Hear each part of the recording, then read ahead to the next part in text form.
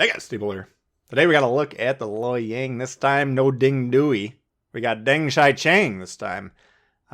Previously, I'd said this is probably going to be the strongest ship in the game currently, but we didn't have an actual destroyer commander. Didn't have the option for the radio locator, which those of you that follow my channel closely will know that I do recommend putting on every destroyer in the game. Why is this so strong? Well, we got a 5.4 kilometer sonar equal to the York, and German cruiser sonar is outstanding, and that means we can basically out sonar any other destroyer in the game currently, and we're going to see that come into play here. We got one destroyer per side. Now we spawn on C, we're going to play C. You can make a case, go for B here. I wouldn't be mad if the destroyer deploys towards B. Normally I would always recommend playing the cap that you spawn closest to, just in terms of efficiency, but if you go to B, potentially you're going to be able to spot more of the enemy team, and you can still contest / capture a cap. So that's the consideration for going to B, but because we have a quick shot to C here, we're going to move in here immediately, spot the Yamato a moment ago. And note there, Mick the Sniper, what player I've known for years. I think he's probably played since launch, and he's actually going to have a really good game too, so keep an eye on him as this game develops. The Yamato's coming in hot here. I would go ahead and launch those torps basically at the edge of the island. If we catch them, great. If not, look at the reload on this thing. We got very quick reloading torps. Got the Yamato spotted, got a Monarch behind him, and now the Alaska moving in here. And we're going to be pinging Alaska, of course. We want, in general, the radar cruisers to be eliminated.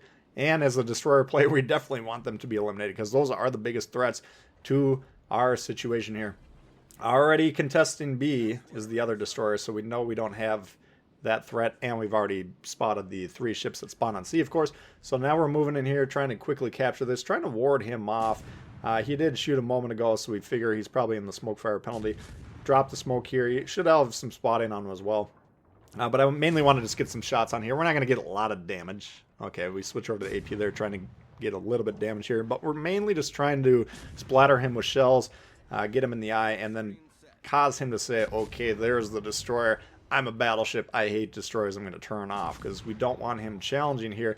But now we got to be concerned about the Alaska. Basically due south of us. He's 9.4 away, 9 kilometer range on that radar, and hoping the team will likewise shoot at him.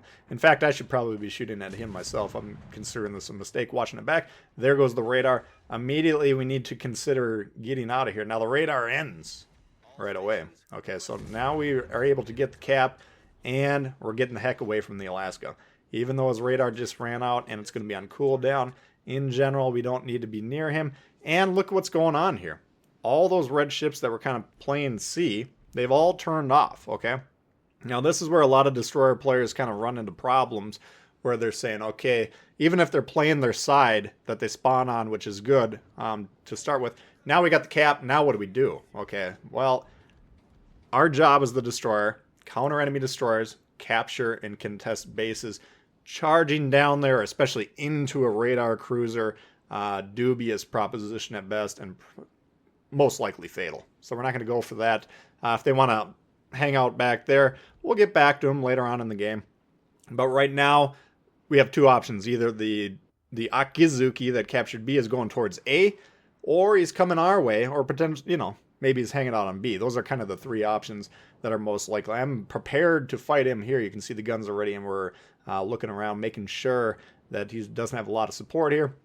But I'm thinking, okay, he's probably going to A, in which case we're going to go ahead and immediately flip B right back. Devastating blow. You can see they're up on score here. We're tied on ships, but because they sank a battleship, they're up momentarily. And here he is, Akizuki, 5.4 kilometers. That's the sonar range, and he's in trouble. Okay, but we don't have the smoke. Okay, so that was the main consideration going into that.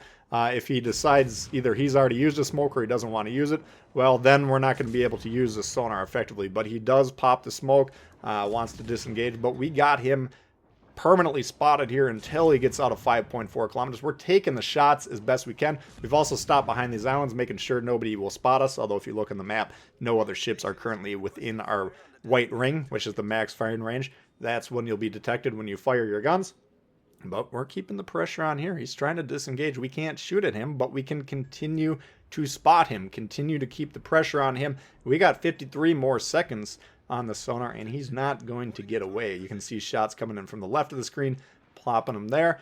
And we're going to see some shots coming from the right. Ooh, a wicked hit there. And he's thinking, all right, what are we going to do here now? We got to get out of here. Of course, he's going to squirt back this way. We got the guns ready to go. We do fire. He does catch us in our smoke fire penalty, but we take him down there and dodge the torps. Of course, that's what he's going to try and do, is this final parting gift to us. Now we got problems, though, because you can see that cruiser more or less directly to the south of us is in the white ring. It's now yellow because we are experiencing our penalty to detection by firing the guns.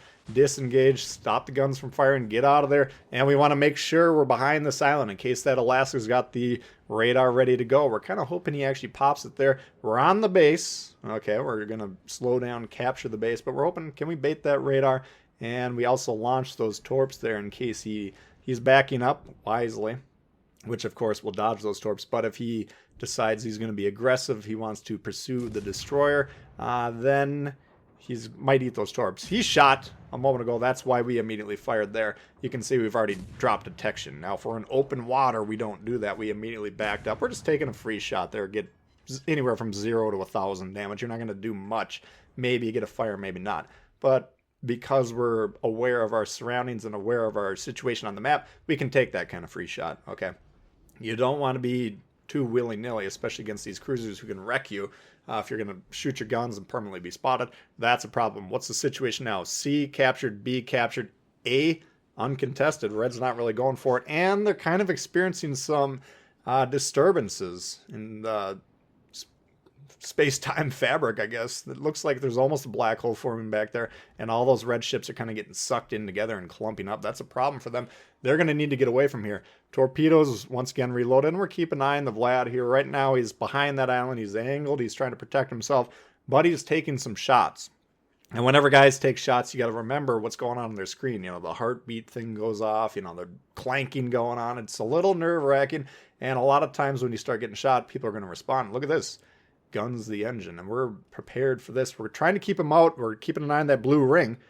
You know, we're going directly west here, but we are keeping a very keen eye on him, more so on the map than his actual heading. But now we see he's got enough momentum to poke forward there. We're expecting him to likely stop, okay? A lot of times the Vlad will just kick the engine and gear for a little bit, move forward slightly, and then stop again. So we did hug both of those torps. If he continues to go full speed, of course, those torps will be fired behind him.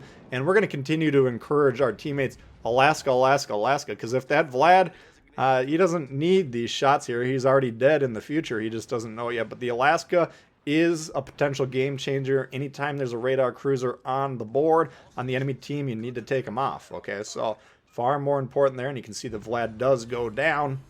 But regardless, even if the Vlad doesn't go down, Alaska's still more valuable, and some good shots coming in there.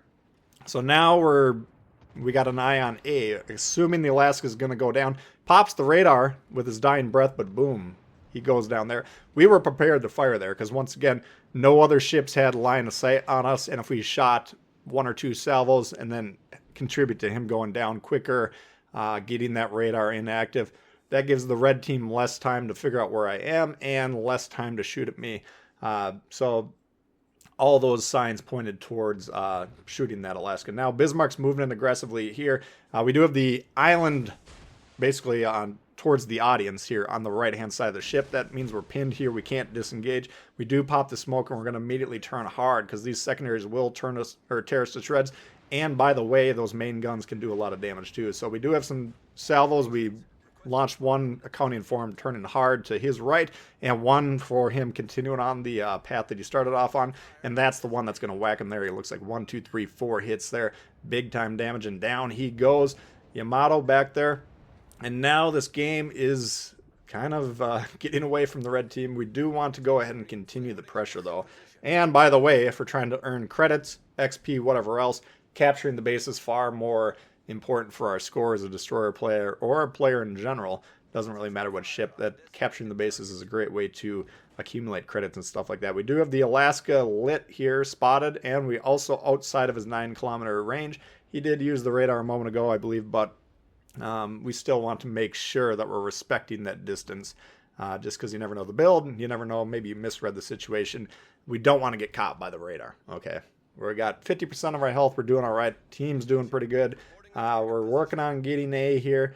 The Yamato on B, slowing that down. It's contested now, so we're not getting those points, and he's attempting to capture it.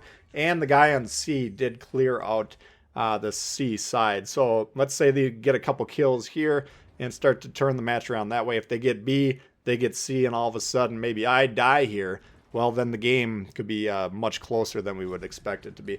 Right by the edge of the smoke here, and once again we just take a pot shot because we know we're about to drop spot there, and we're outside of his radar range, so free shots, why not? But once you know, he's out of range, or if we're ever in danger of being spotted by the smoke running out, then of course we're going to stop shooting, because the damage that we're able to do to him, not worth the potential damage coming back to us. Okay, so we're taking these shots because we're safe, not because we're bored. Okay, what's the next objective? Well, Alaska, to get onto A, he's got to go through some guys. Now, he does have a broadside Alaska there, but he's currently blocked by the island. Yamato is contesting B, though, and he's also the most dangerous ship at this point in time in the game, so we're going to go pursue him. There goes the radar, and of course, we always want to be aware of where the radars are. As the destroyer player, we want to be able to get, you know, he's not a threat because the islands are blocking us, but if he was a threat, we would want to be able to get outside of that range as quick as possible. So we're not concerned here. In fact, we're actually looking for another pod shot as we're heading towards the Yamato. And at this point in time, I'm thinking, okay, well, to come around this island within whatever our detection is, 5-2, 5-4, whatever it is, we would be spotted. He could potentially one-shot us there, so we want to be safe. But then I'm looking at the game situation thinking, okay, well, we got a lot of ships. The score is getting close. Oh, we're losing ships. There goes the Iowa. So suicide torp or not suicide torp, that's the question. And I'm considering probably rushing him here, but then we're going to see Mick here. It looks like he's in the Yamato himself, and he's having an outstanding game. I know him as a reliable player, so I'm thinking, okay, well, if I get spotted here, if I get shot, that's fine. I'm going to try and get around him just to get a insurance salvo off here, just in case, you know, the enemy Yamato blasts our boy here. But just because we're confident in our teammates' ability to handle this, then we're not too worried about the situation here. So we make sure we give a little bit of lead on our own Yamato. Don't want all the torps to hit him. But that just ensures that if the Yamato guns it and then had a nasty salvo on our own Yamato, that potentially that would have killed him as a fault. And then we sailed away in that instance. Okay, so they've actually dropped us down to 4 ships, but we've dropped them down to 1, and you can see the score getting out of control. So why are we considering this the most powerful ship in the game, potentially? I would say it probably is. Again, the smoke sonar combo, unrivaled. Good guns. I'll probably change the build back to the Screamer Torps, which will enhance the damage and the dangerousness of the Torps. I got enough experience as a destroyer player that I can usually feel comfortable getting in closer. But if you're not, if you're still learning the game and you got the Loyang, probably go with the longer range Torps just to help ensure that you're staying away from these radars, because that will be your biggest threat. That's a look at the Loyang for you guys. Hopefully you did enjoy it. If you did, please hit the thumbs up. New to the channel, consider subscribing. Lots of World of Warships coming all the time. Questions, comments, leave below. Love to hear from you, and we'll see y'all later. Peace.